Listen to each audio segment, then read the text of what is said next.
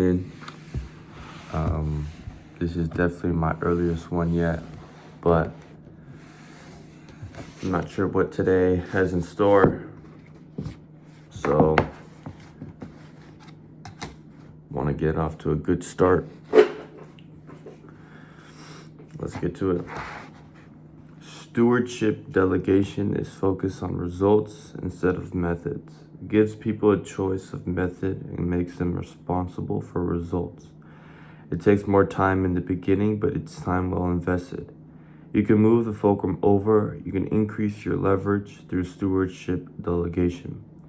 Stewardship delegation involves clear, upfront, mutual understanding and commitment regarding expectations in 5 areas. Desired result. Create a clear, mutual understanding of what needs to be accomplished, focusing on what, not how, results, not methods. Spend time, be patient, visualize the desired result, have the person see it, describe it, make out a quality statement of what the results will look like, and by when they will be accomplished. Guidelines. Identify the parameters within each the individual should operate. These should be as few as possible to avoid methods delegations, but should include any formidable restrictions. You wouldn't want a person to think he had considerable latitude as long as he accomplished the objectives, only to violate some long-standing traditional practice or value that kills initiative and sends people back to the gopher's creed. Just tell me what you want me to do and I'll do it. If you know the failure paths of the job, identify them. Be honest and open. Tell a person where the quicksand is and where the wild animals are. You don't want to have to reinvent the wheel every day. Let people learn from your mistakes or the mistakes of others. Point out the potential failure paths, but what not to do, but don't tell them what to do. Keep the responsibility for results with them to do whatever is necessary within the guidelines. Resources. Identify the human, financial, technical, or organizational resources a person can draw on to accomplish desired results. Accountability. Set up the standards for performance that will be used in evaluating the results and the specific times when reporting and evaluation will take place. Consequences. Specify what will happen, both good and bad, as a result of the evaluation. This could include such things as financial rewards, psychic rewards, different job assignments, and natural consequences tied into the overall mission of the organization. Some years ago, I had an interesting experience of delegation with one of my sons. We were having a family meeting and we had our mission statement up on the wall to make sure our plans were in harmony with our values. Everybody was there. I set up a big blackboard and we wrote down our goals, the key things we wanted to do, and the jobs that flowed out of those goals. Then I asked for volunteers to do the job. Who wants to pay the mortgage? I asked. I noticed I was the only one with my hand up. Who wants to pay for the insurance, the food, the cars? I seem to have a real monopoly on the opportunities. Who wants to feed the new baby? There was more interest here, but my wife was the only one with the right qualifications for the job. As we went down the list, job by job, it was soon evident that mom and dad had more than 60-hour work weeks. With that paradigm in mind, some of the other jobs took on a more proper perspective. My 7-year-old son, Steven, volunteered to take care of the yard. Before I actually gave him the job, I began a thorough training process. I wanted him to have a clear picture in his mind of what a well-cared-for yard was like, so I took him next door to our neighbors. Look, son, I said, see how our neighbor's yard is green and clean? That's what we're after, green and clean. Now come look at our yard. See the mixed colors? That's not it. That's not green. Green and clean is what we want. Now how you get it green is up to you. You're free to do it any way you want except paint it. But I'll tell you how I'd do it if it were up to me. How would you do it, Dad? I'd turn on the sprinklers, but you may want to use buckets or a hose. It makes no sense to me. All we care about is the color is green, okay? Okay. Now let's talk about clean, son. Clean means no messes around, no paper, strings, bones, sticks, or anything that messes up the place. I'll tell you what, let's do. Let's just clean up half the yard right now and look at the difference. So we get out 2 paper sacks and pick up one side of the yard. Now look at this side, look at the other side, see the difference? That's called clean. Wait, he called. I see some paper behind that bush. Oh good, I didn't notice that newspaper back there. You have good eyes, son. Now before you decide whether or not you're going to take the job, let me tell you a few more things. Because when you take the job, I don't do it anymore. It's your job. It's called a stewardship. Stewardship means a job with a trust. I trust you to do the job, to get it done. Now who's going to be your boss? You, Dad. No, not me. You're the boss. You boss yourself.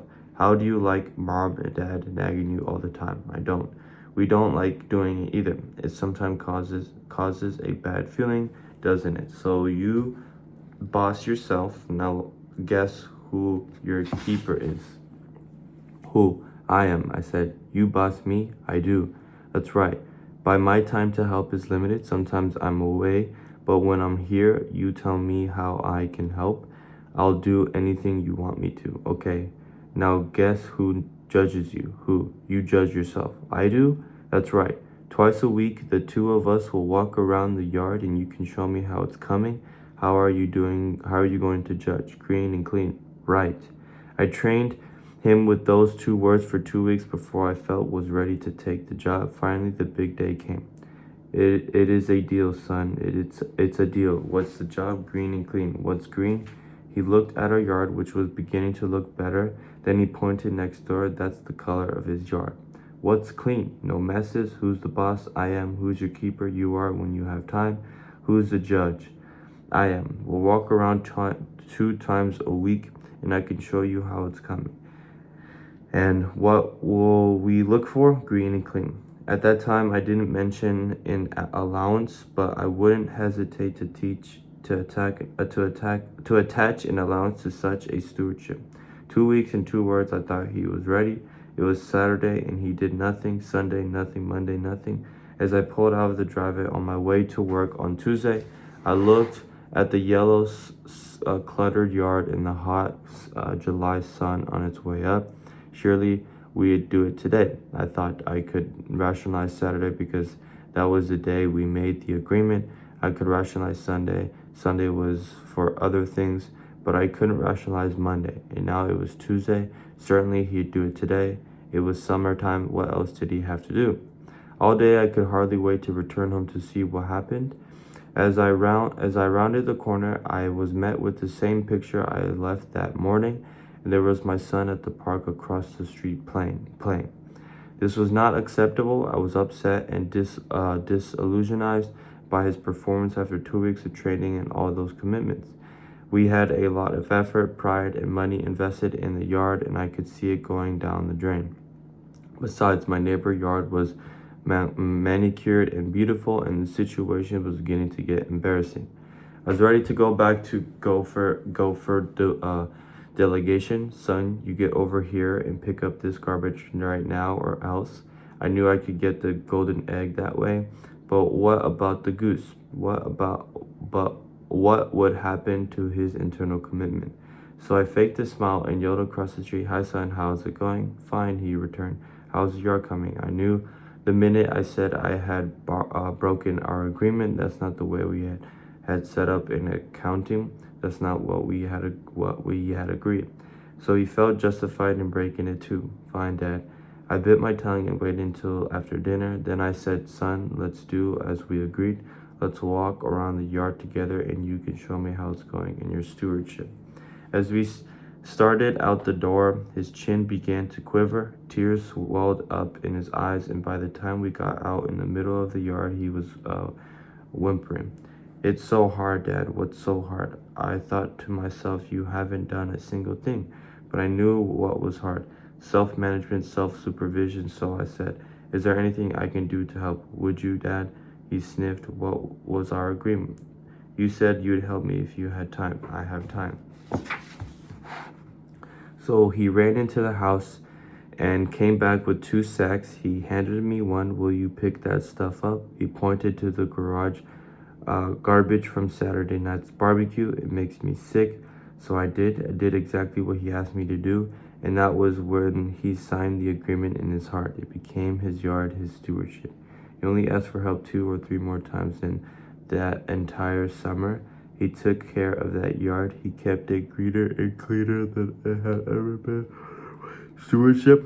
He even reprimandated his brothers and sisters if they left so much as a gum wrapper on the lawn.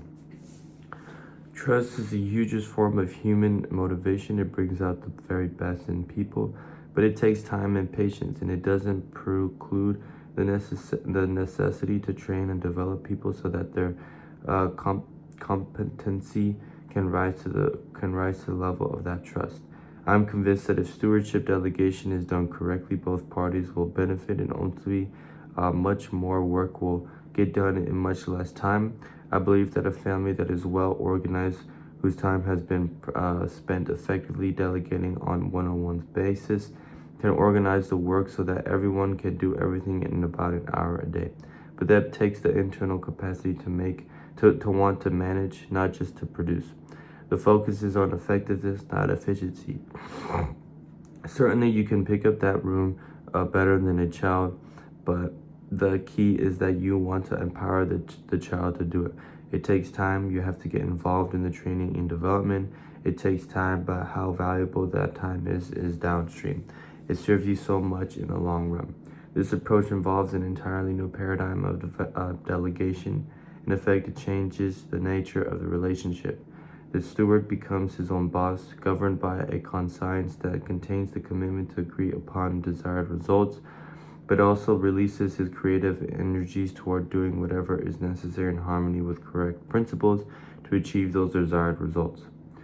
The principles involved in stewardship delegation are correct and applicable to any kind of person or situation. With immature people, you specify fewer desired results and work guidelines, identify more resources, conduct more frequent accountability interviews, and apply more immediate consequences. With more mature people, you have more challenging desired results. Fewer guidelines, less frequent accountability, and less measurable but more discernible criteria. Effective delegation is perhaps the best indicator of effective management, simply because it is also basic to both personal and organizational growth. I'll take a pause there before what perhaps could be onto the next habit, but delegation is very important, but the way you approach it is also very important from what it looks like. By steward delegation, it definitely seems like you are giving the other person not only an opportunity to learn new things, but also the control. Right, for the example that he was putting out with his son. The son didn't really know too much, so he set the example of like, hey, let's go to the neighbors, let's see what clean and green looks like, and we'll try to replicate that the best that we can, or at least the way that I would appreciate our lawn to be.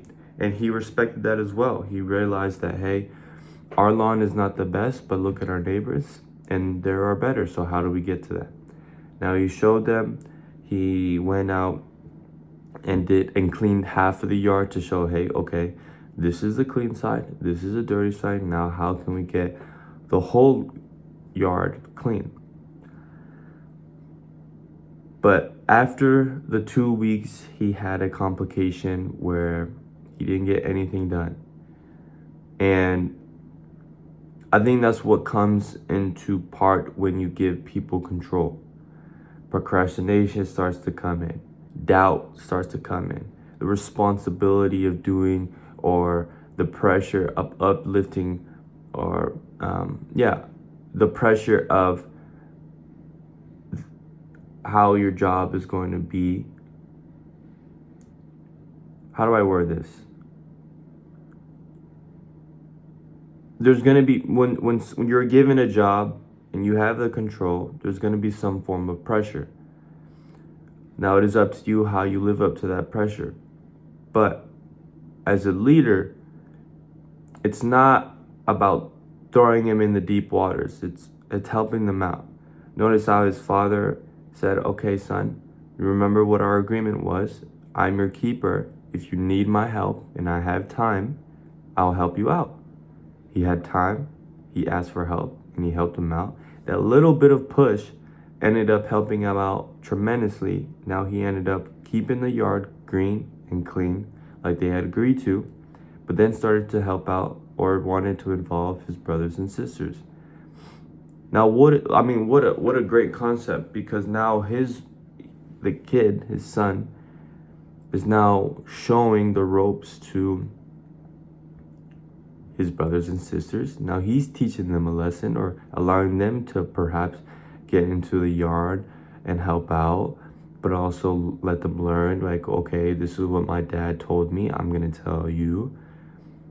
For the dad, he's watching his sons and daughters do a great job in the yard, and he's not really doing too much, but they're for support, and everyone's winning. Everyone is learning. Everyone has the time to teach something to their kids, or has time to do other things that could also be very important to the family. But nonetheless, I think that's all very important, and definitely adopt more of a stewardship delegation.